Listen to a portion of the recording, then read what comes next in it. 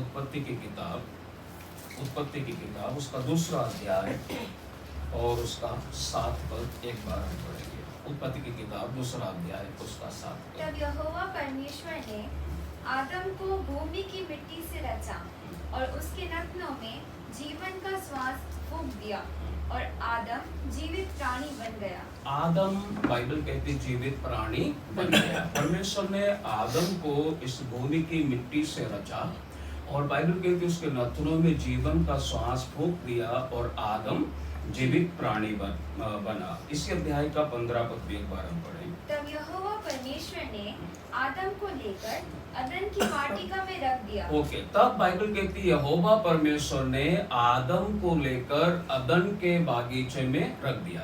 लेकिन उस समय तक आदम अकेला ही था और जब परमेश्वर ने आदम को देखा कि वो अकेला है तो इसी अध्याय के 18 पद में बाइबल कहती फिर यहोवा परमेश्वर ने कहा आदम का अकेला रहना अच्छा नहीं, मैं उसके लिए एक ऐसा सहायक बनाऊंगा जो उससे मेल खाए। और फिर जब हम इसी अध्याय का 21 और 22 पद पढ़ते हैं तब परमेश्वर ने आदम की सहायता के लिए एक सहायक बनाया। पढ़ेंगे एक बार।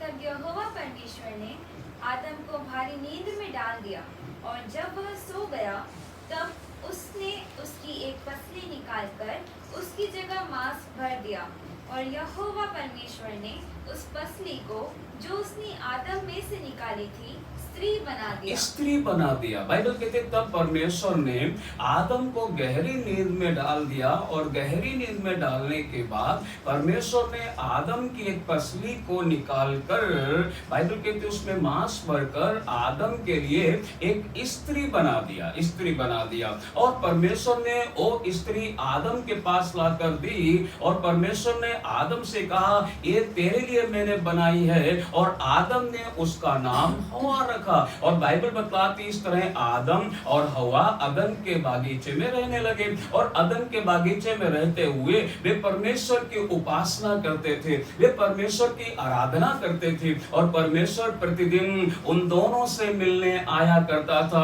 प्रतिदिन आदम और हवा से संगति करने आया करता था और बड़े आनंद का माहौल था, बड़े ही अच्छे सुंदर सा माहौल था, बड़े ही बोलना चाहिए शांति प्रिय माहौल था क्योंकि अदन के बागीचे के अंदर परमेश्वर ने जब आदम हवा को रखा परमेश्वर ने अदन के बागीचे में बहुत सारे पेड़ों को भी उपजाया था। परमेश्वर ने बहुत सारे पेड़ों को वहां पर जब उपजाया तो परमेश्वर ने आदम हवा को एक आज्ञा भी दिया और वो आज्ञा ये था कि तुम इस वाटिका के सारे वृक्षों के फलों को खा सकते हो परंतु जो भले और बुरे के ज्ञान का वृक्ष है उसका फल कदापि ना खाना, जिस दिन खाओ उस दिन तुम मर जाओगे। और शैतान को ये बात मालूम थी।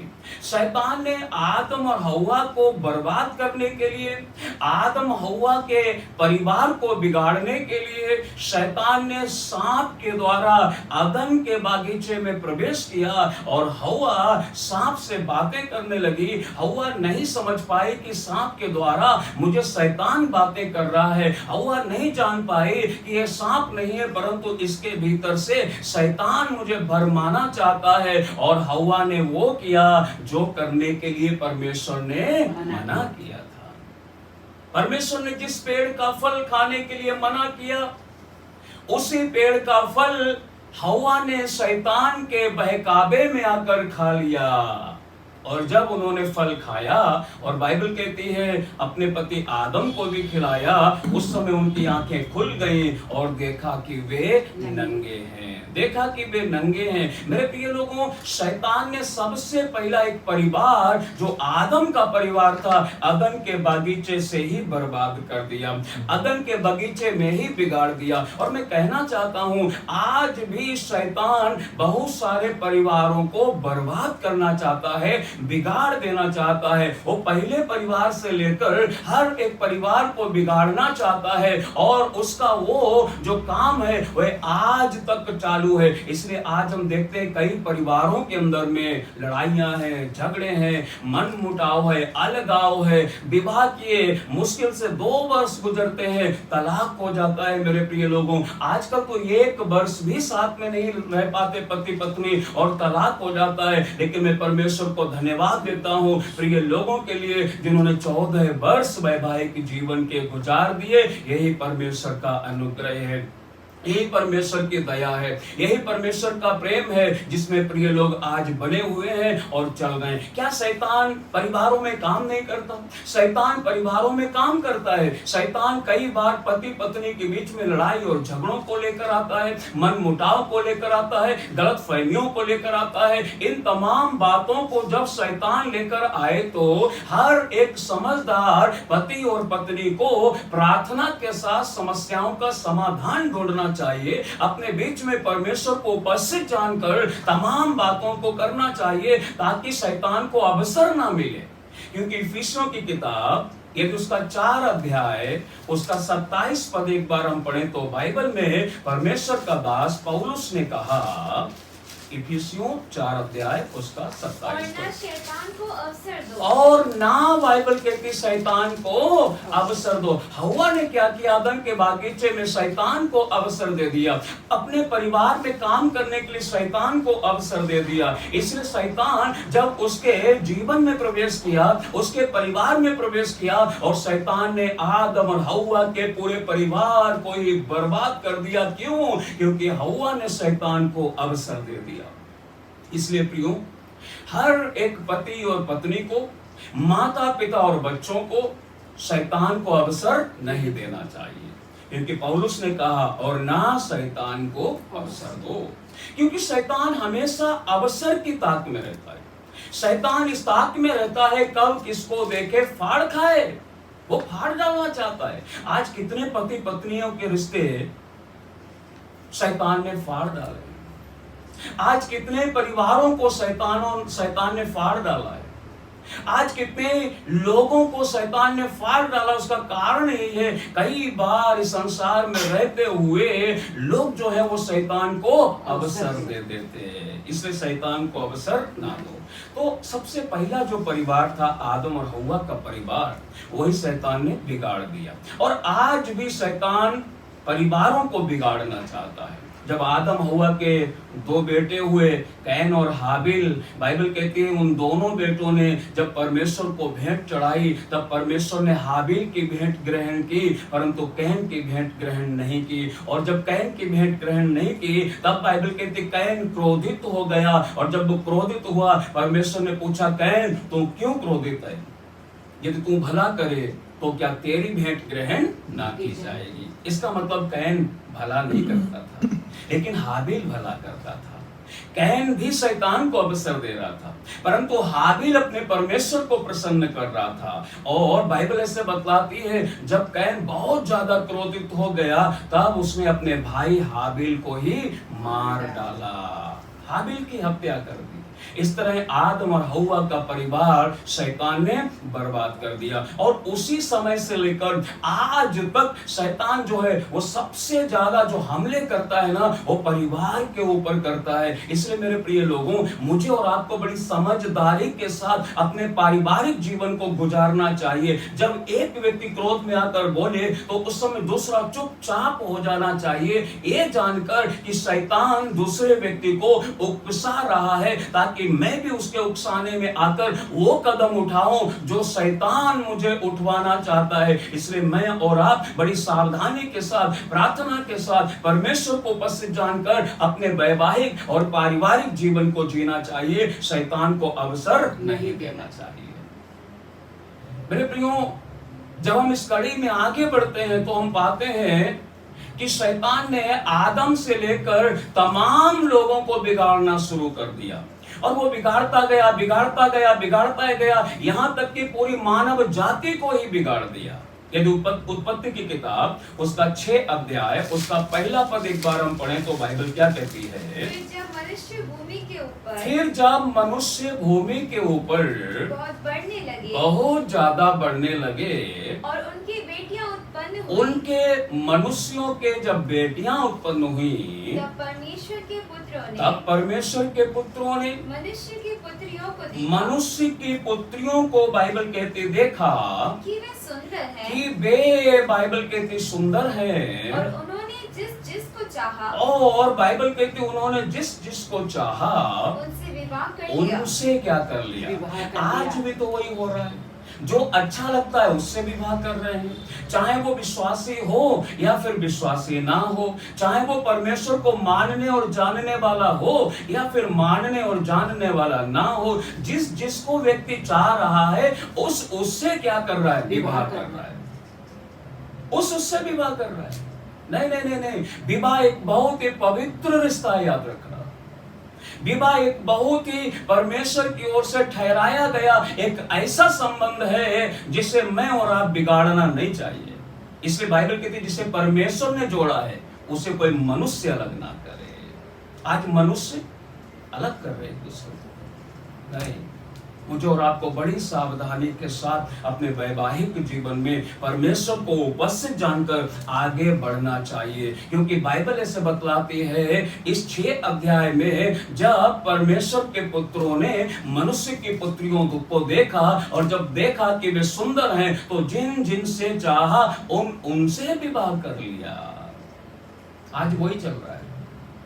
विवाह से पहले जवान लोग प्रार्थना नहीं करते, विवाह से पहले वे परमेश्वर से नहीं पूछते परमेश्वर तूने मेरे लिए किसको रखा है।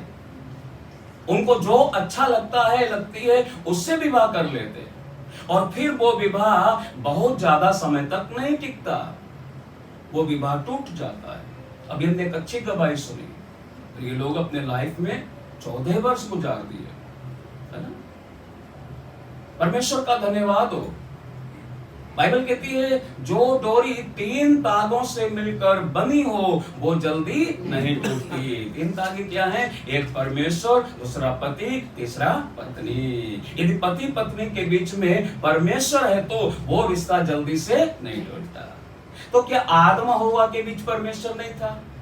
परमेश्वर था, लेकिन हव्वा ने शैतान को अवसर दिया अपने बीच में आने के लिए।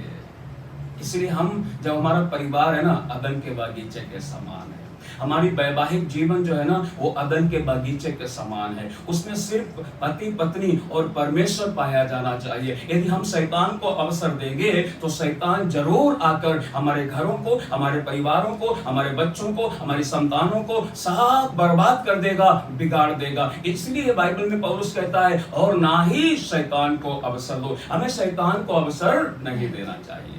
लेकिन एक और परिवार है मेरे प्रियो, जब हम इस कड़ी में आगे बढ़ रहे हैं हमने देखा मनुष्य जो है वो बिगड़ता चला गया। यदि इसी उत्पत्ति की किताब 6 अध्याय उसका 5 पद एक बार हम पढ़ें तो बाइबल कहती है यहोवा ने देखा मनुष्यों की बुराई पृथ्वी पर क्या हो गई है? बढ़ गई है। आज भी मनुष्यों की बुराई जो है ना वो पृथ्वी पर बढ़ती चली जा रही है। मनुष्य को मनुष्य नहीं समझता। आज देखा जाए तो पति पत्नी को पत्नी नहीं समझता, पत्नी पति को पति नहीं समझती, बच्चे माता पिता को माता पिता नहीं समझते। मनुष्य जो है बाइबल कहती है अंतिम समय में पशु के समान होता चला जा रहा है, बुराई में फंसता चला जा रहा है, पाप में फंसता चला जा रहा है। ये मैं नहीं परंतु बाइबल बतलाती है जैसे नूह के दिनों में मनुष्य बुराई में फैलते चले गए, बढ़ते चले गए, वैसे अंत के दिनों में भी बुराई में मनुष्य बढ़ते चले जा रहे हैं। अब तो बुराई इतनी बढ़ गई, पति पत्नी तो हैं लेकिन तो भी अलग से बॉयफ्रेंड गर्लफ्रेंड रखे हुए हैं। घर वाली अलग, बाहर वाली अलग, 2 सिम चल रही है। मेरे प्रियो सावधान हो जाइए। परमेश्वर ने पति पत्नी को एक पवित्र रिश्ते में जोड़ा है। यह स्वर्ग में निर्धारित हुआ है। परमेश्वर ने आदम के लिए एक ही हवा बनाई है, 4-5 नहीं बनाती। मलाकी की किताब में लिखा है उसके पास और भी आत्माएं थीं, लेकिन तो भी उसने एक ही को बनाया। पढ़ लीजिए मलाकी की किताब 2 अध्याय उसका 15 पद एक बार। मलाकी की किताब 2 अध्याय उसका 15 पद। जी, जिस किसी को मिले पढ़िए। क्या उसने एक ही को हाँ। नहीं बनाया? क्या उसने एक ही को नहीं बनाया? आदम के लिए उसने केवल एक ही हवा को बनाया। यदि परमेश्वर चाहता एक पुरुष 4-4 स्त्रियां करे तो वो हो सकता परमेश्वर उसके लिए 4 स्त्रियां पहले से ही बना देता, परंतु परमेश्वर ने ऐसा नहीं चाहा। और क्यों नहीं चाहा, यहाँ पर वजह भी लिखी हुई है। सो बाइबल कहती क्या परमेश्वर ने एक ही को नहीं बनाया? जबकि और आत्माएं उसके पास थी। जबकि और आत्माएं परमेश्वर के पास थी। और एक ही को क्यों बनाया? परमेश्वर ने आदम के लिए एक ही स्त्री क्यों बनाया? इसलिए बनाया कि वह परमेश्वर के योग्य संतान चाहता है। इसलिए उसने आदम के लिए एक ही स्त्री बनाया कि वह परमेश्वर के योग्य, बाइबल कहती, संतान चाहता है। इसलिए तुम अपनी आत्मा के विषय में अपनी आत्मा के विषय में बाइबल कहती चौकस रहो। और तुम में से कोई अपनी जवानी की स्त्री से जिसके साथ तुमने जवानी में विवाह किया, अपनी जवानी के पुरुष से जिसके साथ तुमने अपने जवानी के समय परमेश्वर की उपस्थिति में चर्च के सामने विवाह किया, अपनी जवानी के पुरुष और स्त्री से विश्वासघात ना करें। मेरे प्रियो, बहुत जरूरी है अपनी जवानी की स्त्री, जवानी के पुरुष से हम लोग विश्वासघात ना करें। क्यों? क्योंकि परमेश्वर विश्वासघातियों से घृणा करता है। परमेश्वर नहीं चाहता कि कोई भी एक दूसरे के साथ क्या करे, आज विश्वासघात हो रहा है। आज विश्वासघात हो रहा है। पति पत्नी के साथ, पत्नी पति के साथ विश्वासघात कर रहे हैं। आपको मालूम है, केवल शारीरिक अभिलाषाओं को पूरा करने के कारण, केवल धन और संपत्ति के कारण। हम लोग अनजान नहीं है प्रियो। हमें मालूम होगा, बीते दिनों न्यूज पर चला था कि एक महिला ने अपने पति को टुकड़े कर ड्रम के अंदर डाल दिया। क्यों? अच्छा कमाने वाला व्यक्ति था, सुंदर व्यक्ति था, विदेश में कमाता था, अपनी पत्नी अपनी बेटी का ध्यान रखता था, परंतु उस महिला ने अपने बॉयफ्रेंड के कारण अपने पति को ही मार डाला। आज यही तो हो रहा है, आज यही चल रहा है। परमेश्वर ऐसे विश्वासघातियों से घृणा करता है। इसलिए जब परमेश्वर ने एक पति और पत्नी के रिश्ते को बनाया है तो एक परिवार के रूप में बनाया है, और परमेश्वर चाहता है कि परमेश्वर के योग्य संतानें उत्पन्न हो, परमेश्वर के योग्य बच्चे जन्म लें। इसलिए परमेश्वर ने जब एक पति और एक पत्नी को जोड़ा है तो पति और पत्नी दोनों एक दूसरे के साथ विश्वास योग्य रहना चाहिए। कोई किसी को धोखा नहीं देना चाहिए। यदि कोई किसी को धोखा देता है तो परमेश्वर देख रहा है, बाइबल कहती है।